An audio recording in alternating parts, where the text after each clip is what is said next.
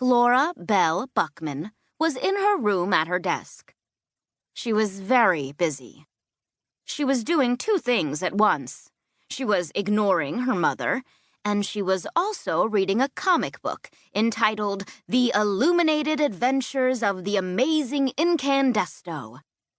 "Flora," her mother shouted, "what are you doing up there?" "I'm reading," Flora shouted back. "Remember the contract," her mother shouted. "Do not forget the contract."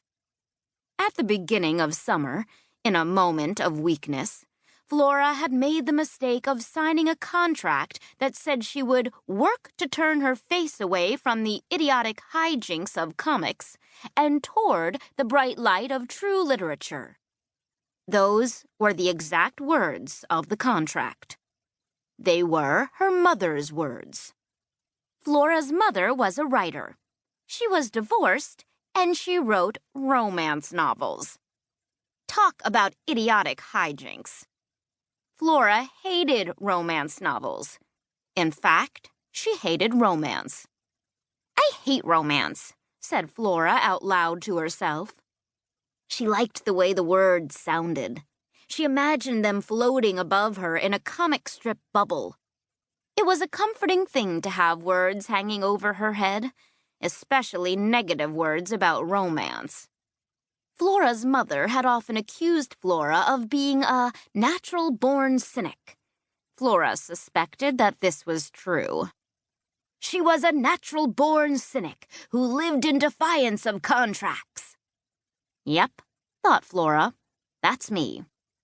She bent her head and went back to reading about the amazing incandesto. She was interrupted a few minutes later by a very loud noise. It sounded as if a jet plane had landed in the Tickums' backyard.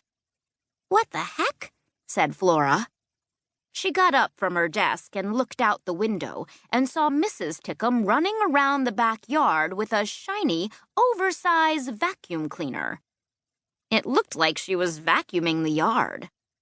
"That can't be," thought Flora. "Who vacuums their yard?" Actually, it didn't look like Mrs. Tickum knew what she was doing. It was more like the vacuum cleaner was in charge. And the vacuum cleaner seemed to be out of its mind, or its engine, or something. "A few bolts shy of a load," said Flora out loud. And then she saw that Mrs. Tickum and the vacuum cleaner were headed directly for a squirrel. "Hey now," said Flora. She banged on the window.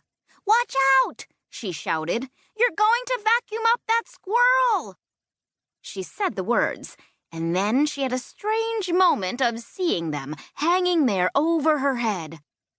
"You're going to vacuum up that squirrel." There is just no predicting what kind of sentences you might say, thought Flora. For instance, who would ever think you would shout, "You're going to vacuum up that squirrel"? It didn't make any difference, though, what words she said. Flora was too far away. The vacuum cleaner was too loud, and also, clearly, it was bent on destruction. "This malfeasance must be stopped," said Flora in a deep and super-heroic voice.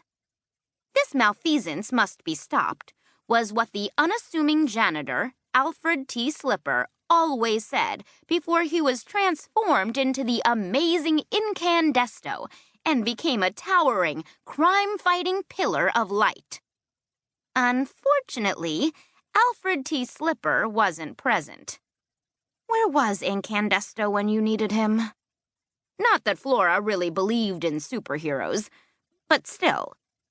She stood at the window and watched as the squirrel was vacuumed up. Poof! Thwump! "Holy bagumba," said Flora.